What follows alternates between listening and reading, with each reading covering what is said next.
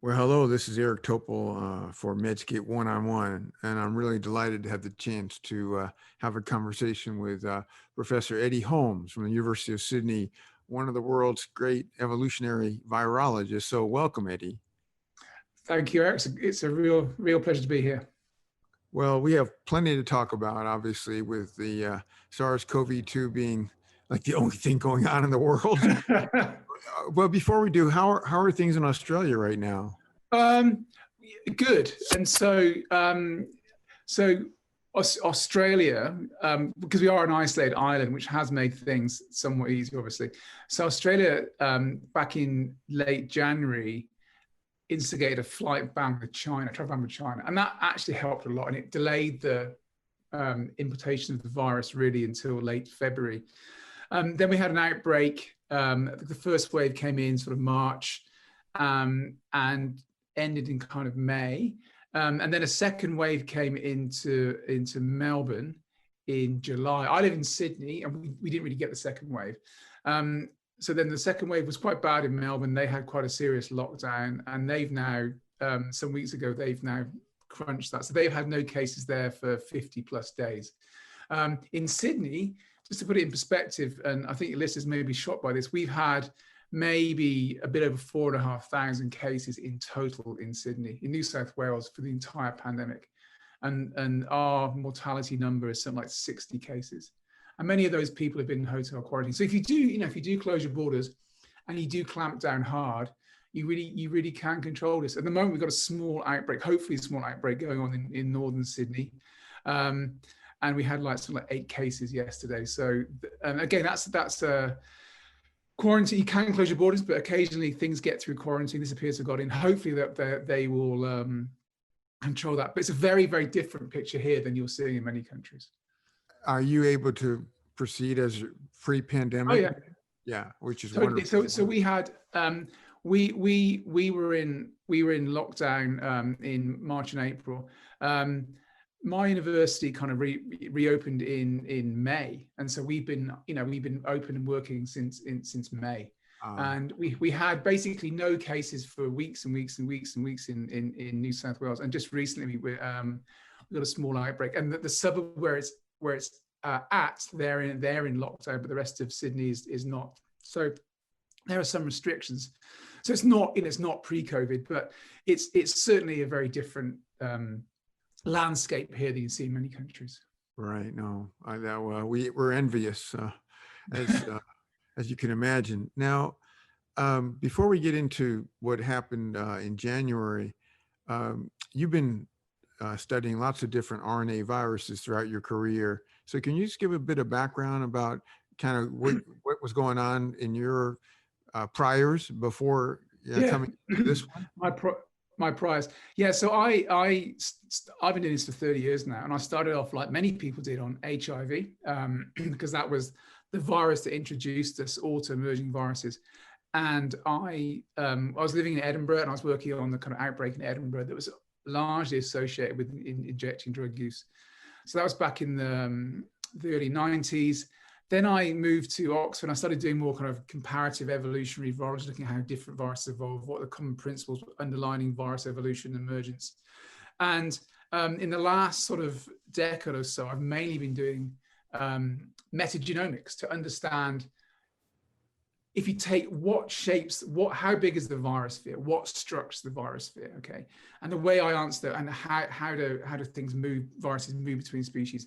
And the way I do that is by doing this metagenomic sequencing. So and it's normally animals, so taking animals, what virus do they have? And what shape, it's looking at whole ecosystems and what's moved between them. And a lot of that work is done in collaboration with Professor Zhang, who I'm sure we'll talk about shortly he was in Beijing, now in Shanghai. And so we together have done a lot of metagenomic sequencing. And it was that technique, in fact, that they used to sequence SARS-CoV-2.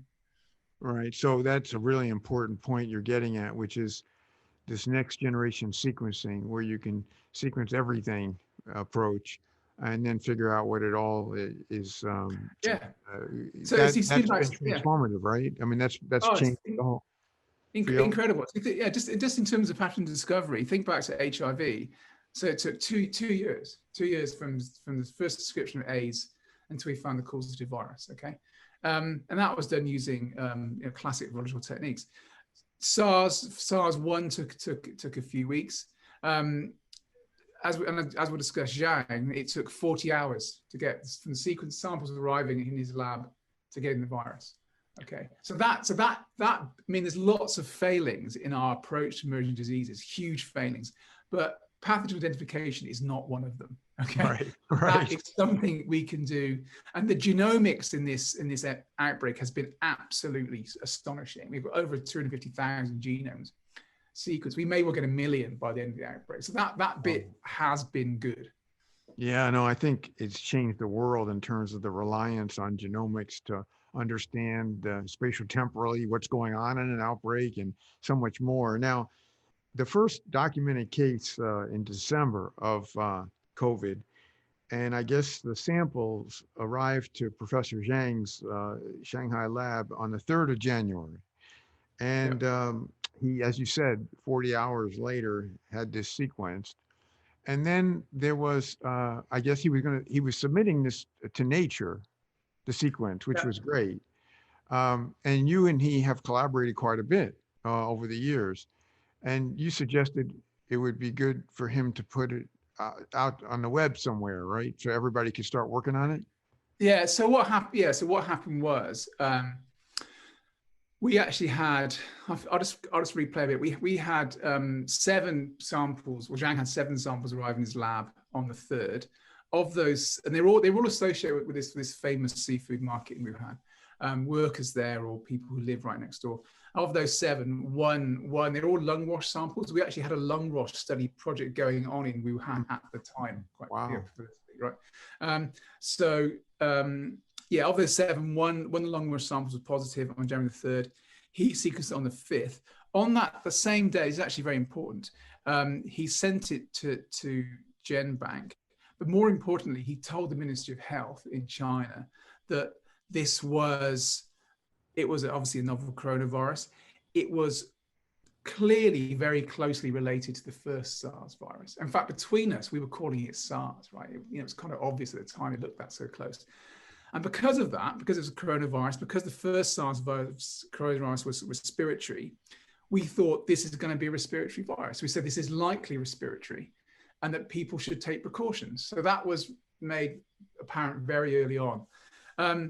Then as the week, I was angling for, and I should, before I get to answer that question, you got to remember this is the first week of January, and so it's a very different picture than we are now.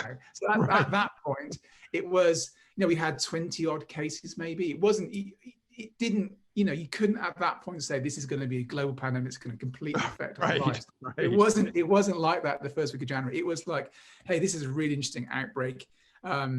And the case numbers were not that high at that point, and it suddenly kind of increased. So at that point, it was quite low. And so I thought, okay, it'd be great to put this out there. And most people in the world hadn't even noticed what was going on. And so over the week, I was encouraging to do that. But there was I got to be careful what I say here, but there was some pressure in China not to publish anything at all. And I think the Chinese authorities wanted to keep a lid on what was going on. And so he was, obviously I'm in the West, it's a bit different, but he in China was under some pressure not to release too much data. And then I think it was on the 8th, the Wall Street Journal, of all places, published an article saying it's a novel coronavirus, because clearly they had heard from other scientists in China that it was. And there were other groups sequencing, okay? So there are many people working on this. Okay. Zhang was not the only one, nor even the first one, but it turned out we were the one that made open access. So on the 8th, I think the Wall Street. So we submitted a paper on the 7th to Nature. Nature were very keen for us to release it. Wall Street Journal announced it on the 8th. On the 9th, I think the Chinese authorities confirmed it was a novel coronavirus. Okay. And at that point, it just seemed to me quite ridiculous. Here everyone knows it's a coronavirus, but we're not saying what it is. And of course, as the week was going on, the cases were slowly increasing. It became more and more of an issue. And then there was a lot of social media people, discussing it's a coronavirus. We need to know what it is. And Jeremy Farrar, director of the Wellcome Trust, certainly was very vocal in that. And I was trying to encouraging Zhang to do this. And again, he was under some constraints. And then it got to the point I thought we have to get this out now. She's just crazy. And so I called him. It was very early Saturday morning my time, even earlier his time, I should say. And he was on a plane. He was about to fly between Shanghai and Beijing. I can never remember which direction he was going, but he was strapped in his seat, And I was saying, Zhang, we have to release the sequence. And he said, "Oh, give me a minute to think about it." He said, "Okay, do it." And so then, luckily, my good friend and colleague Andrew Ramber from Edinburgh was still awake. It's like 1 a.m. in his time. And he runs this website called virological.org, which has been a very nice open access forum. And we had some frantic emails, and then we wrote some text. So he helped me do this, write some text for the release. And then I posted it on that website, Saturday lunchtime here. And then simultaneously put it on Twitter. And that was the first, that was the open access moment for the. It's going to go down in history as one of the most famous tweets ever. Yeah, I'm not very good at Twitter, Eric. Right, so I tend to use as few words as possible. It's actually pretty remarkable, and in fact, in Nature, Professor Zhang is one of the top 10 of 2020, and the story that you just recounted is in there, where you were on the phone with him and the flight attendant was telling him to get off the phone, and he was telling you go ahead and put out the sequence. And it's really historic, because obviously every minute counts when you're trying to move forward. And the key here is that it went to the NIH and Moderna very quickly. Yep. In fact, what's interesting is to hear how it was just a matter of hours before they started rolling from that sequence to the vaccine. Did you envision that was the next step, the vaccine?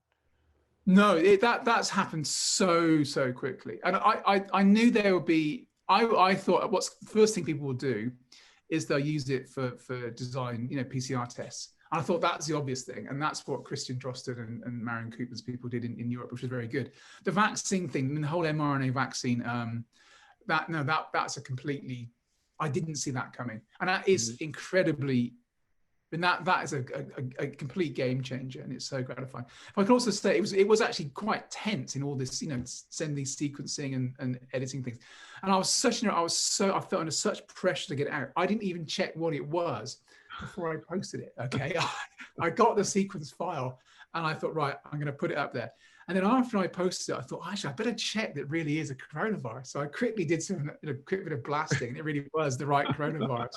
I thought, God, I could have put completely the wrong thing up and gone down in history as one of the stupidest tweets ever. But luckily, it was the right thing. I don't think so. It basically accelerated the whole process. And I think the fact that we have the vaccines, 2 of them out, mRNA, based on that sequence now, is quite remarkable. Now, I don't want to get into the details, although it's been written about that there certainly was pressure on Professor Zhang with respect to the rectification order and some lab issues.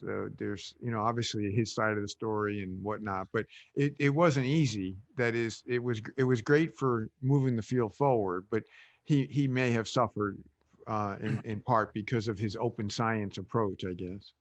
Yeah, and again, I need to be cautious here, because there are people, there are people's lives, and well, not lives, but people's careers that are involved in this. So I need to be careful what I say. So, there were pressure, and that there were some consequences for what we did. But I don't think I don't regret. I'm sure, and I know James and Grant regret for microseconds what we did, and I do it a heartbeat now. We had to do it.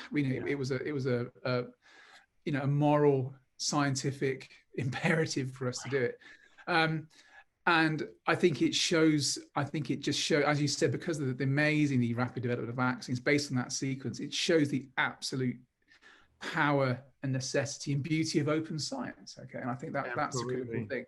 And Yeah. I hope that once our present political issues change, and I hope they'll change in January, that the authorities in China will realize how important open science really is. Okay. Right. And Well, I think they wanted to. I think the word SARS is quite a difficult thing in China, and I think they really didn't want to panic people, and they wanted to control the message, and that was their goal. But it kind of probably stretched too far. I think that's the issue. right. Well, in that nature recognition of Professor Zhang, he's quoted saying it was a turning point for China. It was a turning point for the world.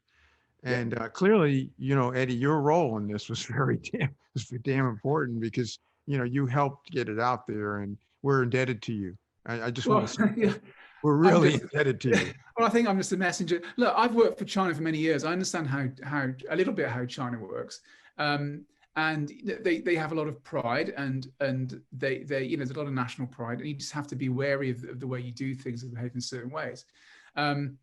But I am the only Western scientist involved in a lot of those early papers, because I spent a lot of time going to China and working them. And when you go to China, you're working with scientists, right? You're not working with the state apparatus. Right, People need to right. understand that. It's just like you and I talking now. You're with these people, and it's just a normal scientific interaction. They just happen to be Chinese. You're in China. That's the only difference. But everything else works the same way. And I think the critical thing is, this is what really worries me most of all.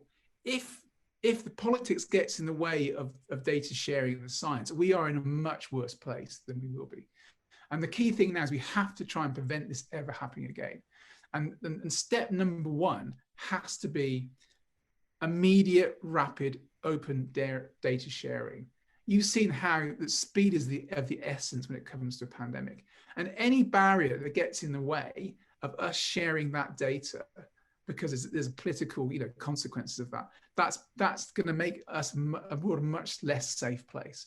Absolutely. So we have to work with these people. We have to share data as openly as possible, and that should be the lesson you get from this outbreak.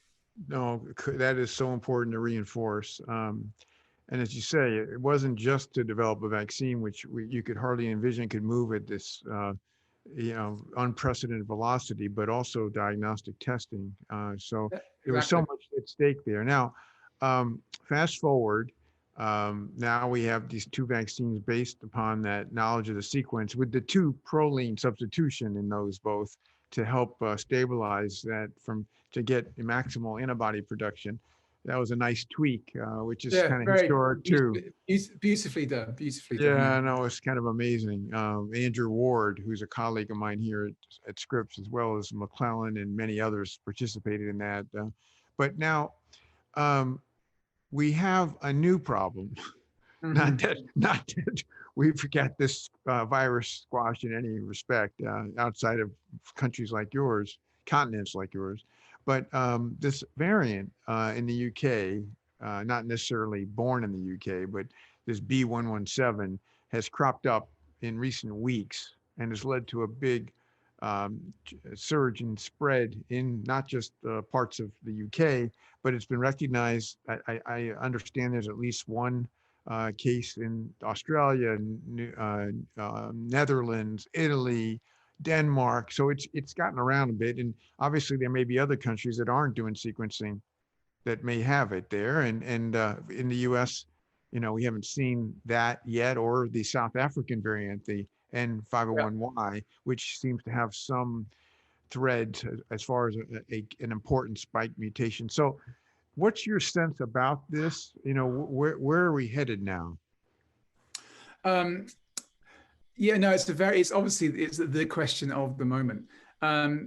So I'm not directly involved in the UK work, so I'm seeing it kind of secondhand.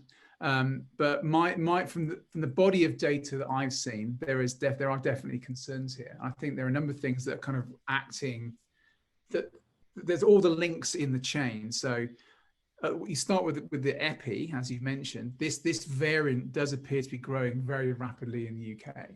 And that's not just because I think the south of England had free restriction, because if that was the case, then all the variants would increase in frequency. It's one particular one, that's one lineage that's increasing in variance compared to any others, and it's growing quite quickly. And the same appears to be true in South Africa. It's a different lineage, but it has at least one of the same mutations. So that's a worry. The second is they're reporting now that the virus has evidence that has higher viral loads of infection, measured by lower on average CT values and more sequence reads when you do sequencing. So they're saying there's more virus. Of course, that would explain the faster growth rate. And then if you actually bore down to the actual biology of the virus, as you mentioned, there's this mutation at amino acid 501 in the spike protein, which is in the receptor binding domain, which is one that we'd already flagged as being a really key site.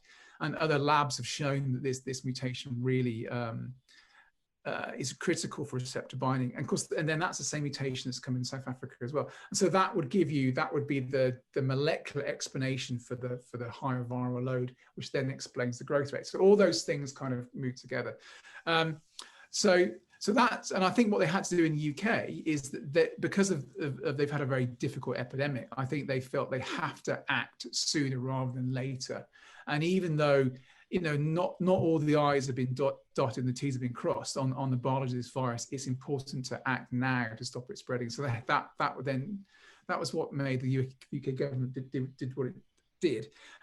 Obviously, we're still now waiting a little bit on complete functional characterization, right. And we want to know exactly what's going on. I think the really interesting thing about both South Africa and the UK is that it's not just this one mutation, this 5-1 mutation, is that they actually have, those lineages have a huge number of changes compared to other ones, which is really fascinating. And there's one suggestion that's been going around, which actually makes a lot of sense, that they evolved in somebody who may be immunocompromised, and so then you've only got you've got a chronic infection, much longer time in a single individual. You've got a partial kind of immune response there. And maybe that's allowed this virus to kind of evolve and select in an unusual way. So that's a very unique set of selective pressures on the virus in a patient like that that's led to these changes. That's not proven by any means at all. It's an interesting theory. So yeah, there have been a few cases of immunocompromise that show rapid evolution, so for your point there is well taken. The other question, Eddie, is, in the US, convalescent plasma is being used like, highly, without the evidence in hundreds of thousands of people now. Could that also lead to more evolution of the virus because they're getting these? Well, it depends. I think it depends on the number of people being used relative in the proportion of the population. So selection is kind of numbers game. So it depends on there needs to be selection pressure for the virus to evolve in that way. So if the predominant if most people in the population were using convalescent plasma, then you would see a selection pressure. If it's only a small proportion, I don't think it would select that much. This case is different though, because it's in a single individual. And so in fact, you're replicating effectively, and a single individual has got a chronic infection.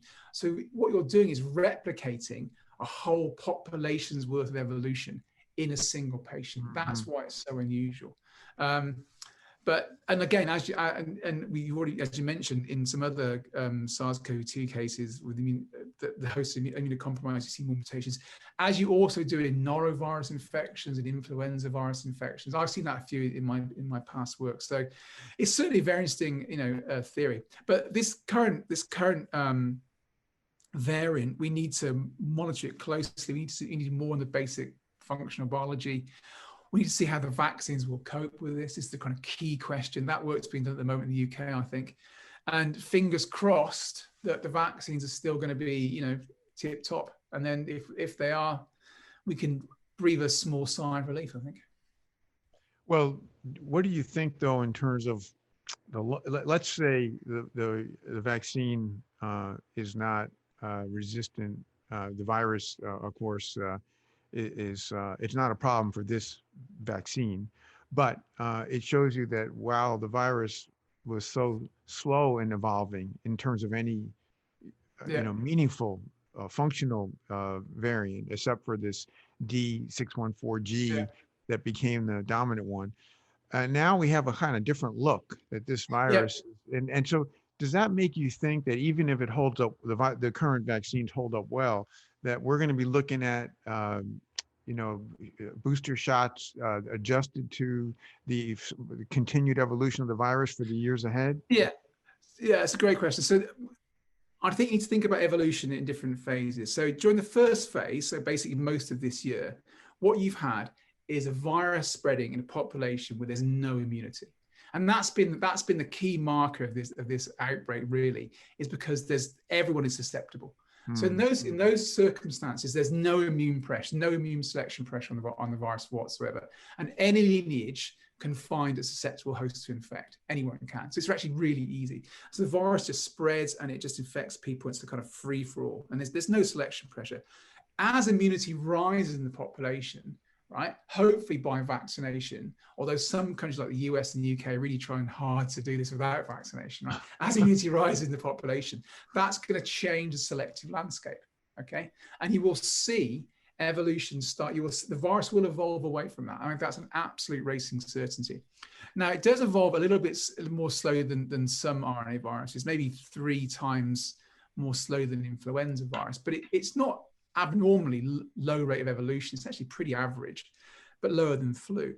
So my guess is as immunity rises in the population, hopefully again by vaccination, you will start to see gradually immune escape. That will happen. That's an inevitable consequence of natural selection. It's been played out, from millennia, it's going to happen again. So eventually we will need, very likely, to update these vaccines at some point. Then maybe that take 2 years or 5 years or 1 year, I don't know. But to me, it's a racing certainty that the immune selection pressure is going to push the virus in a certain way. And so you'll start to probably see more directed evolution than you have done in the past, okay? Because now it's harder for the virus to find a susceptible host because people are immune, right? And so only the fittest strain is going to make it through.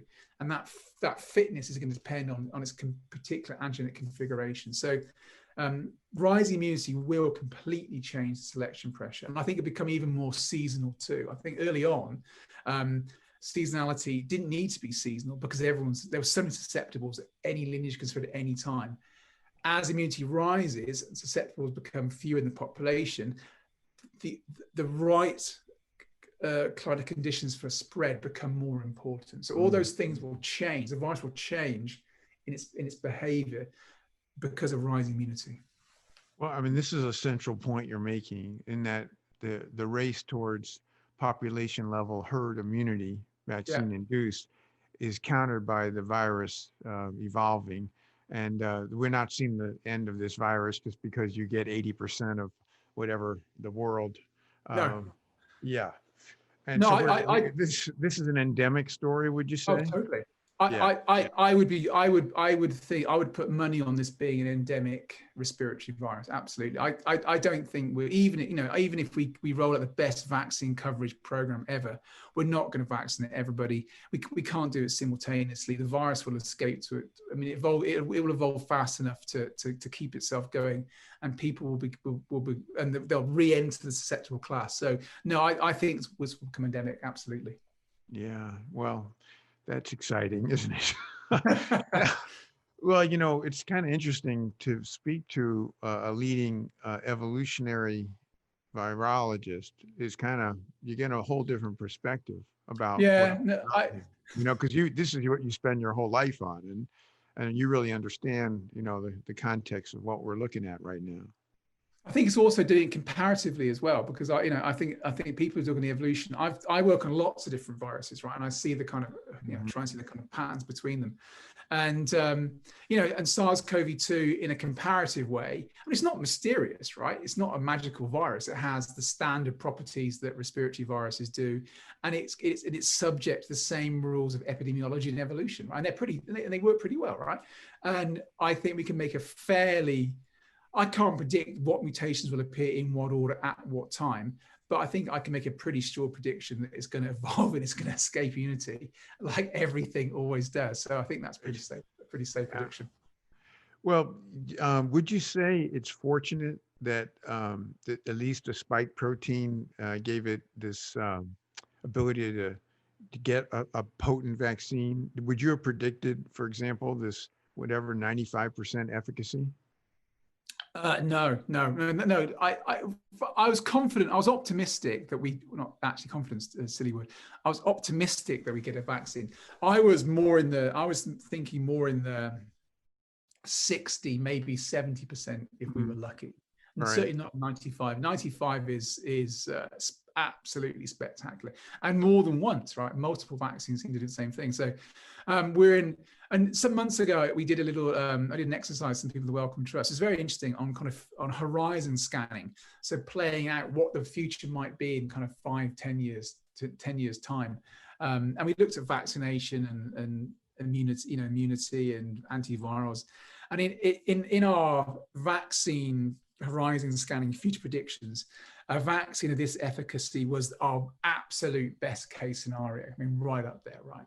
So, and our middle case, most likely scenario was a lot worse. So I think in the vaccinations, we're in a very good place and incredible speed. So these people have done an amazing job. Yeah, well, you helped them, you and Professor Zhang. Now, how do we get smarter for the next pandemic? We're going to have another one. Your friends, these viruses, are going to haunt us in the future. How do we avoid, having the toll here of harm, of deaths and long COVID and everything else is profound? How can we be smarter? So I think there are three things we can do of increasing kind of difficulty. I think the simplest thing we need to try and do is somehow, and it's actually, when I say simple, it's actually not easy at all, but somehow distance ourselves more from the animal world. And I think there are clearly practices that we do today. So things like the live animal markets, the wildlife trade, not zoning when we build on these wildlife areas where we're exposed. All those things, they increase our proximity to wildlife that carry viruses, some of which can infect us. So we need to be much smarter in how we regulate our exposure to the natural world, and that's quite a relatively easy thing to do. Just regulate more those practices. Second, we need much better. This is a very obvious thing. Much better global surveillance, and by that I mean I think the people who work at the human-animal interface or live at the interface, they are the sentinels. They're the canaries in the coal mine, because they're going to get exposed more than anyone else. So for those sorts of people, maybe we'll need regular immunological screening, like something like VIR-scan, a very cool technique. I've heard of this global immunological observatory looking at blood samples globally. Maybe metagenomics occasionally of people who work, say, in abattoirs or live animal markets on a regular basis. And because they're the front line, they're like the fault line, the way I like to think in this kind of, even this earthquake analogy. They're where the tremors take place. So they need to be monitored really closely. And then that data has to be shared absolutely freely and quickly as possible globally. So there shouldn't be local governments holding on to it and saying we'll handle it ourselves. That is just that's a barrier to pandemic prevention. So surveillance at the front line, people animal human interface, rapid data sharing, and finally, and this is the difficult, this is the Apollo project thing, is we need to have stockpiled in our freezers broad-acting antivirals and potentially vaccines that can recognize a whole span of coronaviruses or influenza viruses. So look, I'm not into prediction, but I think it's pretty obvious that there are a set of viruses that are particularly jumpy and that are likely to emerge in the future. And I would say the top three to me would be coronaviruses. This is number 5 in last 20 years, coronavirus, right, in humans. So it's coronaviruses, influenza viruses, and paramyxoviruses seem to me the most likely to emerge. And so for those three, are there ways, this is a really big science project, that we can develop antivirals that can recognize multiple of these, or vaccines can multiple, and have those ready, rather than having to wait, even a year is really quick, but a year is time. Rather than having to wait for that, we have them there pretty much that we can roll out. So, and that's the real, that requires massive basic science investment. Okay. A lot of smart people working on it. That's really helpful to kind of get a sense of what lurks ahead, particularly your ranking of the virus families that need a special attention. I love the concept of the broad preparation with antibodies and structure-based vaccines. That's that have that broad capability.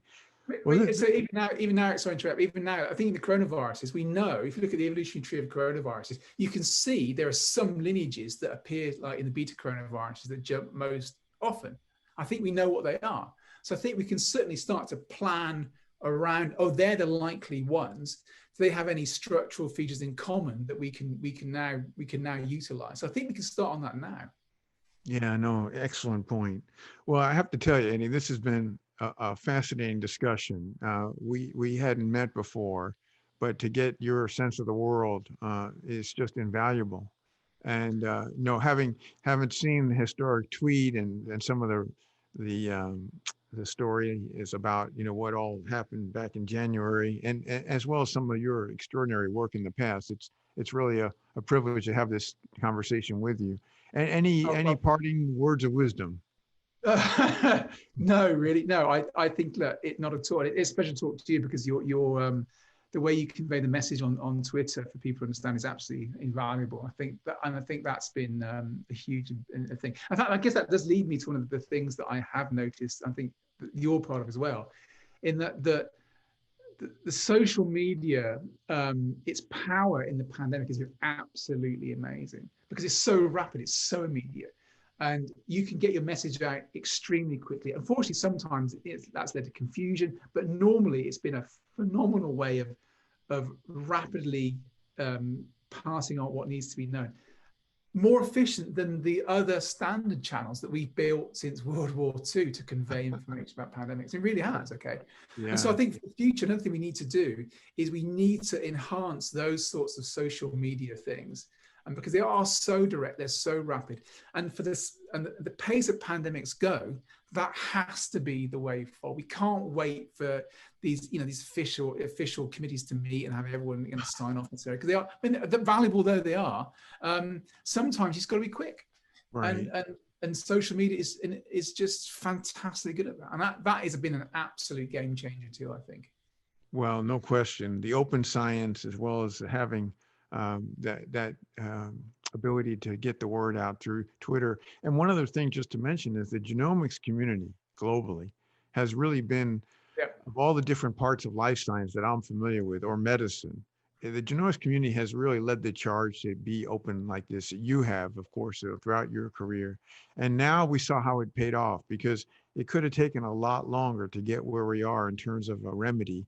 And so thank you for that. Thanks for the chance to visit with you. And I look forward to following you closely and checking in with you and the times ahead as we deal with this endemic mess. My absolute pleasure, Eric. Absolute pleasure. Thank you so much.